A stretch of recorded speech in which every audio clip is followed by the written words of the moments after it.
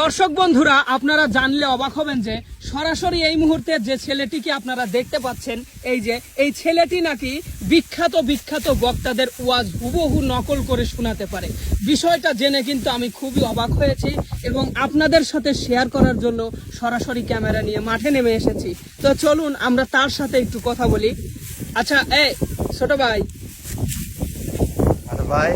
ভাই আমরা যে জানতে পারলাম তুমি নাকি বিখ্যাত বক্তাদের ওয়াজ নকল করে শোনাতে পারো, একেবারে হুবহু নকল করে।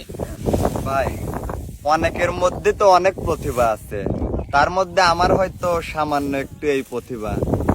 তাই নাকি? তুমি পারো? হ্যাঁ ভাই, পারি। বাবা, আচ্ছা তাহলে আমাদের আজকে একটু শোনাও তো দেখি। ভাই, কাজ করতেছি, সমস্যা কাজ। ভাই, হ্যাঁ ভাই, আমরা একটু নিয়ে যাই, হেনে নিয়ে যান, বেশি সময় নিয়েন না, রোজতে যাবেনি তো।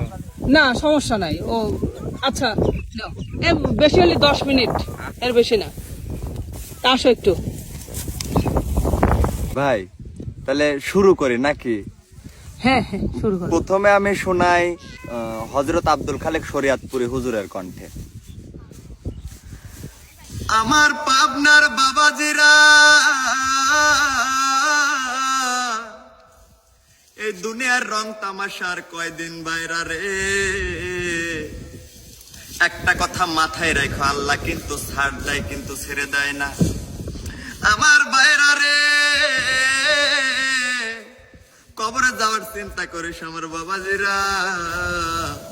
মৃত্যুর পর যখন তোর আমল নামা বন্ধ হয়ে যাবে, সেদিন আল্লাহর কাছে জবাবদিহি করতে হবে, পৃথিবীর বুকে থেকে কি করলি না করলি রে বাবাজিরা। আমার বাইরা রে, যে কথাটা বলছিলাম সেই কথায় আমি আবার ফিরে যাই। আমার নবীর দুইটা নাতির নাম ছিল হাসান আর হুসাইন। হাসাইন ডাক দিয়ে বলতেছে, ভাই আমরা ওমরের দরবারে যাব, যে কথাগুলি আমরা স্বপ্নের ভিতরে দেখলাম সেই কথাগুলি গিয়ে আমরা বলবো। আমার বাইরা রে, এমন সময় আমার নারা মোহাম্মদ দুনিয়ায় নাই। এই পৃথিবীর বুকে অনেকেই আছেন যারা আমার নবী হারানো ব্যথা এখনো সহ্য করতে পারেন না।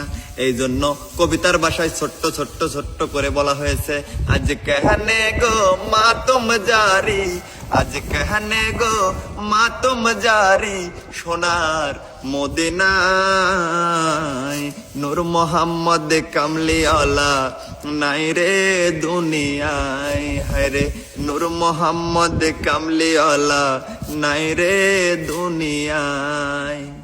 নবীজির ও পাতে শুনিয়া কান্দিয়া হযরত বেলাল গেলেন বেহুশ হইয়া।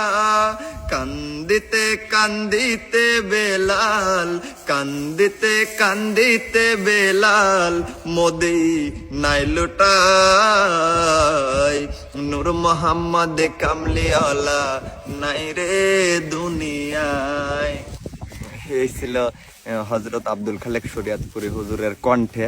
এখন আমি হযরত মাওলানা তোফাজ্জল হুজুর ওনার কণ্ঠে চেষ্টা করতেছি।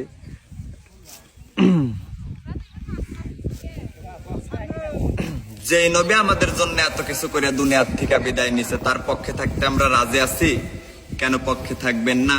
আমার নবীর জীবনী উম্মতের ব্যথায় কত ব্যথিত।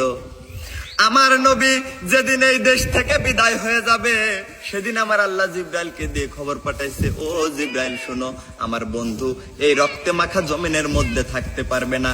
আমার বন্ধুর দেহ মুবারক আমি আল্লাহর আরশের ডান পাশে দাফন হবে। জিব্রাইল খবর নিয়ে ডাকতেছে, হুজুর আল্লাহর সালাম গ্রহণ করুন। আমি জিব্রাইলের সালাম গ্রহণ করুন। আল্লাহর নবী গো, আপনার দেহ মুবারক আল্লাহর আরশের ডান পাশে দাফন হবে, আপনি খুশির সহিত কবুল করুন। আমার নবী কোনো কথা কয় না, দুইটা চোখের পানি জর্জর করে করে ছাড়তেছে। জিব্রাইল বলেন, ইয়া রাসূলুল্লাহ, এত সুন্দর প্রস্তাব নিয়ে আসলাম, কোনো কথা কন না, খালি কাঁদেন কেন জানতে চাই। আমার নবী বলেন, জিব্রাইল রে, তোমার জন্য খুশির খবর হতে পারে, আমি খুশি হতে পারলাম না, কেন পারলেন না? আরে জিব্রাইল, আমার দাফন আল্লাহর আরশের ডান পাশে দাফন হবে, আমি জানতে চাই আমার গুনাহগার ইতিম উম্মতের দাফন কই হবে রে? জিব্রাইল বলেন ইয়া রাসূলুল্লাহ আপনার উম্মতের দাফন এই জমিনের মধ্যেই হবে। আমার নবীর কান্না আরো বেড়ে গেছে। জিব্রাইল না না সইতে পারি না, আমি আরশে থাকবো আর আমার উম্মতেরা এই জমিনে থাকবে, আমার মন মানে না।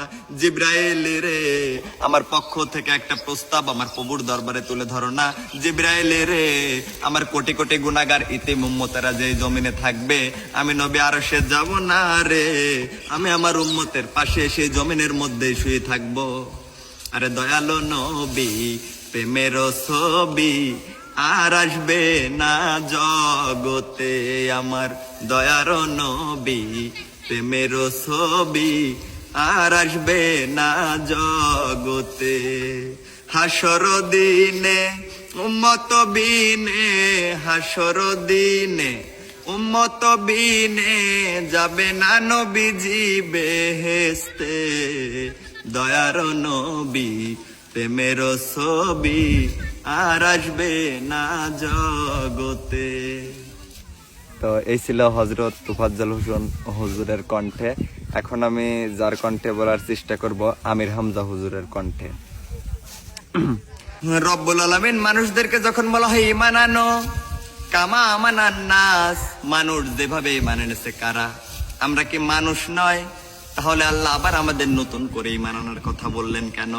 তার মানে আমরা মানুষ হিসেবে যেভাবে ঈমান এনেছে এইভাবে ঈমান আনলে হবে না, কোরআনের দাবি অনুযায়ী ঈমান আনা লাগবে। তো এইটুকুই ছিল, আর একটু পারি হচ্ছে ওয়াজ তো মনে থাকে না, হযরত হাফিজুর রহমান সিদ্দিকী হুজুরের কণ্ঠে একটু বলার চেষ্টা করি। রে যুবক তোর পায়ে হাত দিয়া বলি রে যুবক, টুপি মাথায় দিলে যৌবন চলে যায়, তোর চাইতে আমি কম বুঝি না রে যুবক। এই দাড়ি রাখলে নবীর সুন্নত রাখলে যৌবন চলে যায়, তোর চাইতে আমি কম বুঝি না রে যুবক। ছোট ভাই, তুমি তো খুব সুন্দর করে ওয়াজগুলো শোনাইছাও, আমার কাছে খুবই ভালো লাগলো। ভাই ওয়াজ তো আমি মোবাইলে শুনে শুনে মুখস্থ করে শোনাই, আসলে ভাই এইভাবে যে ওয়াজ করি আসলে বুঝছি, কিন্তু আমরাও কিন্তু আসলে সেটাই তুলে ধরছি যে তোমার মতো একটা ছেলে দেখো অনেকেই অনেক কিছু শেখে, তুমি ওয়াজের প্রতি তোমার কতটুকু ভালোবাসা, যারা আমাদের বিখ্যাত বক্তা এবং হুজুরদের প্রতি তোমার যে একটা ভালোবাসা, এটাই কিন্তু মূলত তুলে ধরা। এত সুন্দর করে তাদের কণ্ঠে যে তুমি আমাদেরকে ওয়াজ করে শোনাইছো, খুব ভালো লাগছে। আর আমি আশা করছি দর্শকদেরও ভালো লেগেছে। আমরা আসলে আপনাদেরকে এটাই দেখানোর চেষ্টা করেছি যে একজন ছেলের কতটা ভালোবাসা থাকলে ওয়াজের প্রতি, হুজুরের প্রতি ভালোবাসা থাকলে এভাবে ওয়াজও হুবহু নকল করতে পারে। তো সুপ্রিয় দর্শক, মানুষ ভুলের ঊর্ধ্বে নয়, ভুল ত্রুটি সবারই কম বেশি হয়ে থাকে। যদি আমরা কোথাও ভুল করে থাকি, সবাই ক্ষমা সুন্দর দৃষ্টিতে দেখবেন, ভালো লাগলে আমাদের পাশে থাকবেন। ধন্যবাদ সবাইকে, সবাই ভালো থাকবেন, সুস্থ থাকবেন, আল্লাহ হাফেজ।